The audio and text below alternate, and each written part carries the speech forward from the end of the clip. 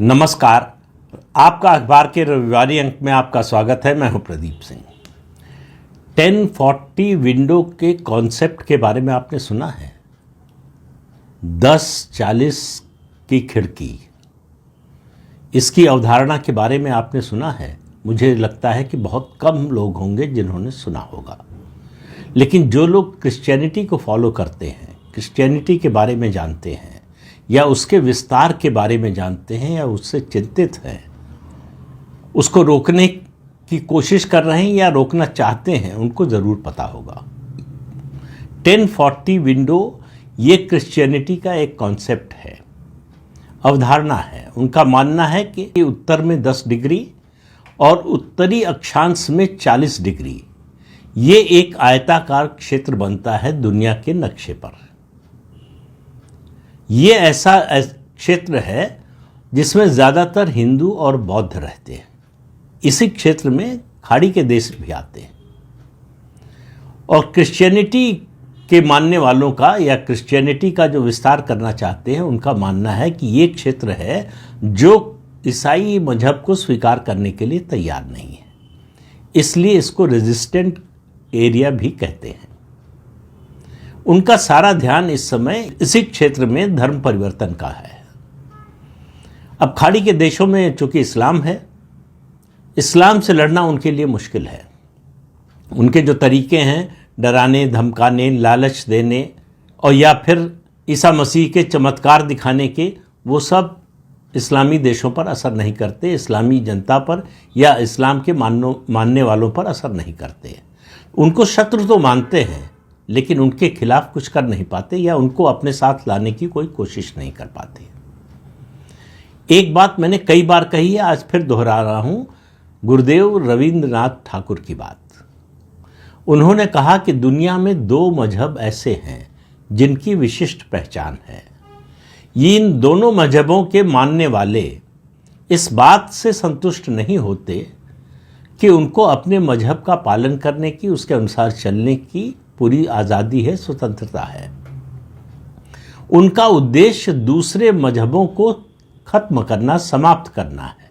उनसे दोस्ती, भाईचारा या उनके साथ शांति के साथ रहने का एक ही तरीका है, आप उनके मजहब को स्वीकार कर लीजिए। और उनका ये 2 मजहब हैं, इस्लाम और क्रिश्चियनिटी। तो इससे आप समझ सकते हैं ये बात कोई विश्व हिंदू परिषद का नेता, राष्ट्रीय स्वयंसेवक संघ का नेता, भाजपा का नेता नहीं बोल रहा है। गुरुदेव रविंद्रनाथ ठाकुर को आप किसी पार्टी के साथ जोड़कर नहीं देख सकते। बड़े लेखक थे, चिंतक थे, समाज सेवी थे, कवि थे, नोबेल प्राइज मिला हुआ है। उनकी प्रतिष्ठा को लेकर या देश के प्रति उनके कमिटमेंट को लेकर या समाज के प्रति कमिटमेंट को लेकर किसी तरह का कोई संदेह नहीं है। इसके बावजूद उनका ये दृढ़ मत था। तो इससे अंदाज़ा लगाइए कि इसके बारे में, सच्चाई के बारे में कितना पहले से हमारे लोग जानते थे, लेकिन किया क्या। इसी संदर्भ में एक और उदाहरण देता हूं, सिंगापुर का। सिंगापुर के प्रधानमंत्री जो दुनिया के बड़े नेताओं में माने जाते हैं, सिंगापुर के लगभग 30 साल तक प्रधानमंत्री रहे ली कुआन यू, बड़े जो है विजनरी माने जाते थे। उन्होंने 1990 में एक कार्यक्रम में चेतावनी दी थी अपने देश के लोगों को, अभी से इसको रोको, ऐसा ना हो कि बहुत देर हो जाए। उन्होंने कहा क्रिश्चियनिटी ने पूरे दुनिया में अपने को फैलाने की कोशिश की, लेकिन 2 देशों चीन और भारत में उनकी नहीं चली। तो उन्होंने सवाल किया और जवाब भी दिया कि क्यों नहीं चली। तो जवाब दिया, ये प्राचीन सभ्यताएं हैं, यहाँ पर ईसाई मजहब कुछ कर नहीं पाया, यानी बड़े पैमाने पर धर्मांतरण नहीं कर पाया। उन्होंने कहा छोटे मोटे इलाकों में, हिस्सों में ज़रूर किया, लेकिन पूरे देश को, पूरे समाज को वो धर्मांतरित नहीं कर पाए। उन्होंने कहा फिजी, छोटा सा आयरलैंड है, उसको पूरा ईसाई बना दिया, लेकिन फिजी में जो हिंदू रहते हैं उनको ईसाई धर्म में परिवर्तित नहीं कर पाए, उनका धर्मांतरण नहीं कर पाए। ये है संस्कृति की ताकत, ये है प्राचीन सभ्यता की ताकत। लेकिन ऐसा नहीं है कि ईसाई मजहब के लोगों ने इस प्रोजेक्ट को छोड़ दिया। वो इस प्रोजेक्ट पर लगातार काम कर रहे हैं और मैंने पंकज सक्सेना की किताब के हवाले से कहा था, क्या कहा है उन्होंने ईसाई मजहब के लोगों के बारे में, कि ये कल्चरल स्नाइपर्स हैं, घात लगाकर हमला करते हैं, लंबे समय तक अपने शिकार का इंतज़ार करते हैं, अनुकूल समय का इंतज़ार करते हैं, जब अनुकूल समय मिलता है तब हमला करते हैं। भारत में कुछ कालखंड रहे हैं जब इनको अनुकूल समय मिला। पहला कालखंड था नेहरू के प्रधानमंत्री बनने के बाद का। नॉर्थ ईस्ट आज जो हमारे हाथ से निकल चुका है, नॉर्थ ईस्ट के ज़्यादातर राज्य ईसाई हो चुके हैं। उसमें सबसे बड़ा योगदान किसी का है, वो जो है ईसाई मिशनरियों का नहीं है, नेहरू का है, जिन्होंने ईसाई मिशनरी जो धर्मांतरण कराता था, वार्नियर, उसको एक तरह से नॉर्थ ईस्ट का अघोषित एम्बेसडर घोषित कर दिया था। उसके पास जो ताकत थी उस इलाके के, उस समय नेफा नाम था, अरुणाचल की बात करें और आसपास की बात करें, उस इलाके में उसकी हैसियत वहाँ के राज्यपाल गवर्नर से ज़्यादा थी ताकत। सीधे पीएमओ से उसके तार जुड़े हुए थे। बड़े पैमाने पर उसने धर्मांतरण का कार्यक्रम चलाया नॉर्थ ईस्ट में। आज हालत यह है कि नागालैंड, मणिपुर, मिजोरम, मेघालय, ये 4 राज्य हैं जो 85, 90, 95% तक क्रिश्चियन हो चुके हैं। अरुणाचल में भी बड़े पैमाने पर हुआ है, लेकिन बाकी 4 राज्यों जैसी स्थिति नहीं हुई है। असम में भी नहीं हुई है और मणिपुर में भी उस तरह की स्थिति नहीं आई है, लेकिन वो भी उसी ओर बढ़ रहे हैं। तो ईसाई मजहब के लिए हिंदू और बौद्ध सबसे बड़ी चुनौती है। उनको लगता है कि ये जल्दी धर्मांतरित होने को तैयार नहीं होते। श्रीलंका, जो बौद्ध धर्म को मानने वालों का देश था, वहाँ एक प्रधानमंत्री भंडारनायके, उन्होंने बड़ी तेजी से जो सनातन पहचान थी श्रीलंका की, इसको मिटाने का अभियान शुरू किया। उनकी हत्या हो गई। आपको मालूम है हत्या किसने की? एक बौद्ध भिक्षु ने। उसके कारण श्रीलंका में बौद्ध भिक्षुओं का या बौद्ध धर्म के मानने वालों का धर्मांतरण का जो सिलसिला था वो बहुत धीमा पड़ गया। अब ईसाई मजहब का लक्ष्य श्रीलंका में जो हिंदू समाज है उस पर है, उनको धर्मांतरित करने की कोशिश हुई। और सबसे बड़ा उदाहरण तो दक्षिण कोरिया है, जो बौद्ध धर्म को मानने वाला था, अब वहां पर बहुसंख्यक ईसाई हैं। चीन, मैंने शुरू में जिक्र किया कि जहां जो बौद्ध धर्म को मानने वाले, हिंदू धर्म को मानने वाले हैं, उनको कन्वर्ट करना मुश्किल था। ये 1040 के विंडो में चीन भी आता है। तो यहाँ के लिए नई रणनीति बनाई ईसाई मिशनरियों ने, और वो नई रणनीति थी होम चर्च की, कि कोई पादरी या कोई ईसाई धर्म को मानने वाला अपने घर को ही चर्च बना दे और वहाँ धर्मांतरण शुरू कर दे। इनका तरीका है कि आपको लालच देते हैं, डराते हैं, धमकाते हैं और ईसा मसीह के नाम पर फर्जी चमत्कार दिखाते हैं, उसके जरिए धर्मांतरण कराते हैं। ये गुपचुप होता है, पता नहीं चलता, घर में ही चर्च बना लिया, घर को ही धर्मांतरण का केंद्र बना लिया है। भारत में ये सबसे तेजी से, सबसे प्रभावी ढंग से कहीं हो रहा है तो पंजाब में हो रहा है। गांव-गांव में, घर घर में चर्च खुल गए हैं। इसका जिक्र मैंने पहले भी एक वीडियो में किया था। और सबसे ज्यादा इसका शिकार हो रहे हैं मजहबी सिख। सिख समाज के दूसरे तबके भी हो रहे हैं, लेकिन मजहबी सिख सबसे ज्यादा हो रहे हैं। तो 1040 विंडो के बारे में अगर आपको जानना हो तो आप किसी भी ईसाई मजहब से जुड़ी हुई वेबसाइट पे चले जाइए, वहां आपको टिप्स मिल जाएंगी कि कैसे इनको धर्मांतरित करना है।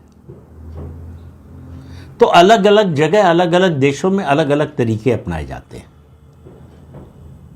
यूएसएड ने यह अभियान चलाया नेपाल में, और यह कई और देशों में अपनाया जा चुका है। नेपाल में जो रणनीति थी, जो स्ट्रेटजी बनाई गई, पहले हिंदुओं को, बौद्धों को नास्तिक बनाओ, अपने धर्म से उनको अलग करो, जो उनका धर्म है उससे नफरत पैदा करो, उसका विरोध उनके मन में भरो, उसको हीन बताओ, उसको कमतर बताओ, और उसके बाद फिर बताओ कि ईसाई मजहब कितना महान है। चीन में ईसाई मजहब के मानने वालों की आबादी 6% से बढ़कर 9% हो चुकी है। चीन जैसे राज्य में, चीन कोई डेमोक्रेटिक कंट्री नहीं है, वहाँ अधिनायकवाद है, वहाँ किस तरह से मुसलमानों को कुचला जा रहा है, उइगर के मुसलमानों के साथ क्या हो रहा है, ये पूरी दुनिया जानती है। लेकिन चीन भी ईसाई मिशनरियों के चंगुल से बचने में पूरी तरह से सफल नहीं रहा है। ये परिवर्तन हो रहा, बहुत धीमा हो रहा है, लेकिन हो रहा है। तो मैंने कहा भारत में 3 कालखंड ऐसे आए, अलग अलग राष्ट्रीय स्तर पर 2 और कुछ जो है क्षेत्रीय स्तर पर। पहला नेहरू के समय, जिसमें पूरा नॉर्थ ईस्ट हमारे हाथ से निकल गया। उसके लिए अगर कोई एक व्यक्ति जिम्मेदार है तो वो जवाहरलाल नेहरू और उनकी नीतियां। उनको अंग्रेज़ों से, अंग्रेजियत से और ईसाई मजहब से बहुत प्यार था, हिंदू धर्म से, सनातन धर्म से बड़ी नफरत थी। जिसका आदर्श बाबर हो, आप समझ सकते हैं कि वो किस तरह की सोच का व्यक्ति था। दूसरा कालखंड आया जब सोनिया गांधी और मनमोहन सिंह की सरकार बनी। उस दौरान भारत में धर्मांतरण का प्रोजेक्ट बहुत तेजी से चला और हमारे शंकराचार्य, कांची कामकोटि के शंकराचार्य और उनके उत्तराधिकारी पर झूठा मामला चला हत्या का और उनको गिरफ्तार किया गया। उसका कारण सिर्फ एक था कि वो धर्मांतरण के विरोध में अभियान चला रहे थे और उनकी गिरफ्तारी पर कांग्रेस वर्किंग कमेटी की मीटिंग में प्रणब मुखर्जी ने कहा था कि ये केवल हिंदुओं के साथ हो सकता है। क्या आप कल्पना कर सकते हैं कि किसी और मजहब, इस्लाम या क्रिश्चियनिटी के किसी पादरी या इस्लाम के किसी मौलाना मौलवी को जो है ईद या क्रिसमस के समय गिरफ्तार किया जा सकता है? शंकराचार्य को दीपावली की रात गिरफ्तार किया गया था। लेकिन आपको जो ये बात बता रहा हूँ, कई बार बता चुका हूँ, ध्यान देने की बात है। ध्यान देने की बात यह है कि हिंदुओं में इसकी कोई प्रतिक्रिया नहीं हुई। कोई हिंदू सड़क पर नहीं उतरा, विरोध में नहीं आया। तो ली कुआन ने आज से 4-5 दशक पहले समस्या को पहचान लिया था। इस समस्या से लोगों को, अपने देश के लोगों को आगाह कर दिया था, लेकिन इसको रोकने के लिए कोई प्रभावी कदम नहीं उठाया। आज उसका नतीजा सिंगापुर भोग रहा है। लगातार बहुत तेजी से वहां पर क्रिश्चियंस की आबादी बढ़ रही है। लेकिन ये धर्मांतरण में पिछले कुछ दशकों में पहले भी था, लेकिन अब बड़े पैमाने पर हो रहा है। एक नया आयाम जुड़ा है, क्रिप्टो क्रिश्चियन। ये छद्म युद्ध है, सामने आओ ही नहीं। यानी धर्मांतरण कर लो, लेकिन अपनी जो मूल पहचान है सार्वजनिक रूप से उसी को बनाए रखो। तो उससे पता ही नहीं चलता कि वास्तव में कितने क्रिश्चियन हैं। पंजाब में जो पिछली जनगणना हुई थी उसके मुताबिक 1.25% ईसाई धर्म के मानने वाले थे। आज अनुमान यह है कि यह संख्या 15% तक हो गई है। धर्मांतरण से भी बड़ा खतरा जो है ये क्रिप्टो क्रिश्चियंस वाला है, जहां आपके बीच में कौन आपका विरोधी है, कौन आपका दुश्मन है, आपको पता ही नहीं चलेगा। आप ही के समाज के लोग आपके खिलाफ काम कर रहे हैं। इलाहाबाद हाई कोर्ट का अभी एक फैसला आया है, पिछले हफ्ते ही, और यह कहा है उत्तर प्रदेश के सारे जिलाधिकारियों से कि इस बात का पता लगाएं कि किसने धर्मांतरण कर लिया है। उसको, धर्मांतरण जिसने कर लिया है उसको आरक्षण की सुविधा का लाभ नहीं मिलना चाहिए।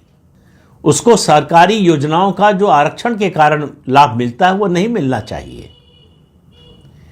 ये जिनको लाभ मिलना चाहिए उनका हक छीन रहे हैं। अब आप इससे अंदाजा लगाइए कि हो क्या रहा है। हमारे आपके घर के बगल में किसी घर में गिरजाघर खुल जाता है। आपको एक दिन पता चलेगा कि आपके घर में जो काम करने वाले हैं, काम करने वाली है, वो अचानक जो है ईसाई हो गई। और ये किसी एक राज्य तक सीमित नहीं है। उत्तर प्रदेश, बिहार, गुजरात, मध्य प्रदेश और जो हमारे जनजातीय इलाके हैं उनमें तो बहुत तेजी से चल रहा है। झारखंड इसका सबसे ताजा और सबसे बड़ा शिकार है। ईसाई आबादी इतनी तेजी से बढ़ रही है और भारत पर तो दो तरफा खतरा है। एक तरफ इस्लामी धर्मांतरण, दूसरी तरफ ईसाई धर्म के लोग धर्मांतरण करा रहे हैं। तो भारतीय संस्कृति पर, सनातन संस्कृति पर दो तरफ से हमला हो रहा है। कहीं सीधे सीधे हो रहा है, कहीं घात लगाकर हो रहा है, छल छद्म से, धोखे से, सरकारी संसाधनों का उपयोग करके, सरकारी सुविधाओं का उपयोग करके ये पूरी डेमोग्राफी बदलने का खेल चल रहा है। और हम आप चाहें तो इसके लिए सरकार की आलोचना कर सकते हैं, सरकारी संस्थाओं की भी आलोचना कर सकते हैं, लेकिन आलोचना करने से पहले एक बार अपने आप से पूछकर देखना चाहिए कि हमने इसके बारे में क्या किया। कम से कम हम पता होने पर इनकी पहचान तो उजागर कर सकते हैं। हमारे पड़ोस में अगर होम चर्च चल रहा है तो उसकी सूचना तो सरकारी अधिकारियों को, प्रशासन को दे सकते हैं। क्या हम इतना भी करने को तैयार हैं? क्या हम ऐसे लोगों को एक्सपोज करने को तैयार हैं? शुरुआत क्रिप्टो क्रिश्चियन से करनी चाहिए, जो अपनी पहचान छुपाकर, धोखा देकर इस देश के खिलाफ काम कर रहे हैं, इस समाज के खिलाफ काम कर रहे हैं। ये खतरा कोई छोटा मोटा नहीं है। मैंने पहले भी एक बात कही थी कि पहला स्टेज है धर्मांतरण, दूसरी स्टेज आती है देशांतरण। तो हम धर्मांतरण के दौर से गुजर रहे हैं, देशांतरण का दौर भी आएगा अगर इसी तरह से सोते रहे। आप देखिए कि ईसा मसीह को हिंदू देवी देवताओं के रूप में दिखाने की कोशिश होती है। ये हम सब में से ज़्यादातर लोगों ने देखा होगा, लेकिन हमारे कान पर जूं नहीं रेंगती। हमको इस पर कोई एतराज़ नहीं होता, जबकि हमारे देवी देवताओं का इससे बड़ा अपमान क्या होगा। मैंने तो झारखंड में देखा है, क्रॉस लगा है उसको केसरिया रंग से रंग दिया गया है। जीसस क्राइस्ट की मूर्ति लगाई गई है, उसको केसरिया रंग से रंग दिया गया है। तो कोशिश होती है उनकी दिखाने की कि ये हिंदू देवी देवताओं जैसे ही हैं, इनका विरोध मत करो, इनको अपनाओ। और एक बार ये मनस्थिति बना लेने पर फिर धीरे धीरे हिंदू धर्म की बुराइयां बताना शुरू करते हैं, सनातन धर्म की कमियां बताना शुरू करते हैं और आपको आपकी ही जड़ से काट देते हैं। तो जड़ से कटा हुआ पेड़ कभी जीवित नहीं रह सकता, सलामत नहीं रह सकता। तो जो भी ऐसा कर रहा है, मेरी नज़र में वो देश का, समाज दोनों का दुश्मन है। ज़रूरत यह है कि ऐसे लोगों की पहचान किया जाए, ऐसे लोगों को एक्सपोज किया जाए, ऐसे लोगों को कानून सम्मत इनके खिलाफ कार्रवाई कराने की कोशिश की जाए, या कम से कम विरोध में बोलें। तो मैं तो बार बार यही कहता हूं कि आप कुछ नहीं कर सकते, मैं मान सकता हूं, बोल तो सकते हैं, बोलने पर कौन सी पाबंदी है। अगर आप 10 लोगों, 20 लोगों, 50 लोगों के बीच में जो 4 क्रिप्टो क्रिश्चियन हैं उनके बारे में बोल सकते हैं कि ये क्रिप्टो क्रिश्चियन है, ये हिंदू नहीं है, इससे आपको कौन रोक रहा है। लेकिन हमारा जो रवैया होता है, अरे हमको क्या फ़र्क पड़ता है, उसकी मर्जी, जो भी करे, हम तो नहीं कर रहे। तो ये इससे कब तक बचे रहेंगे? तभी तक बचे रहेंगे जब तक इनकी संख्या अभी कम है, और इनकी संख्या लगातार बढ़ती जा रही है। याद कीजिए, आंध्र प्रदेश, जगन मोहन रेड्डी की जब सरकार थी, 5 साल सरकार रही, इतनी तेजी से धर्मांतरण हुआ आंध्र प्रदेश में जितनी तेजी से आज़ादी के बाद के सालों में नहीं हुआ होगा। कुल मिलाकर सारे जिलाधिकारियों को निर्देश था। तो हमारे देश में धर्मांतरण को पॉलिटिकल प्रोटेक्शन है अलग अलग जगहों पर। चुनाव जीतने के बाद, फिर से मुख्यमंत्री बनने के बाद, एक सार्वजनिक कार्यक्रम में अगर प्रदेश का मुख्यमंत्री एम.के. स्टालिन ये कहते हैं कि हम सत्ता में आए हैं आपकी वजह, वहां पर जो है बैठे हुए थे पादरी ईसाई धर्म के, कहा आपकी वजह से सत्ता में आए हैं। नतीजा क्या हुआ? प्राचीन मंदिर तोड़े गए हिंदुओं के, वहां पर चर्च बनाई गई, बनाई जा रही है, वो सिलसिला चल रहा है। और उनका बेटा एम.के. स्टालिन का, उदयनिधि स्टालिन, कहता है कि सनातन धर्म बीमारी है, इसका समूल नाश कर देना चाहिए। और हिंदू चुपचाप सुन लेते हैं। उससे बड़ा नहीं तो उसी तरह का खतरा है हमारी अदालतों की ओर से। अलग अलग राज्यों में धर्मांतरण विरोधी कानून बने हुए हैं। उन कानूनों को लागू करने में सबसे ज्यादा अड़ंगा अदालतें लगाती हैं। धर्मांतरण का मुद्दा आते ही अदालतों को मानवाधिकार याद आता है, मौलिक अधिकार याद आता है, सब कुछ याद आ जाता है। और वो ऐसे कदम उठाते हैं जो धर्मांतरण करने वालों का बचाव करें या उनको प्रोत्साहित करें। प्रयागराज के एक उदाहरण के एक विश्वविद्यालय का मामला, मैंने उस पर वीडियो बनाया था, बताया था आपको किस तरह से हुआ, अदालत से कैसे उनको राहत मिली। तो कानून को लागू करना जरूरी है। दो चीजें होती हैं कानून में, लेटर और स्पिरिट। तो कानून ऐसे मामलों में केवल लेटर में लागू किया जाता है, उसकी स्पिरिट नहीं देखी जाती कि उसका उद्देश्य क्या था, लक्ष्य क्या था कानून बनाने का। तो अगर वो लेटर बाधा बन रहा है तो संविधान के स्पिरिट के अनुसार काम किया जाना चाहिए। लेकिन समस्या यह है कि हमारे देश की न्यायपालिका में ऐसे लोगों की भरमार है जो इसी सोच के हैं। ली क्वान ने कहा था कि भाई, क्रिश्चियन से कहा, अपील की कि जियो और जीने दो, देखो यूरोप का क्या हो रहा है।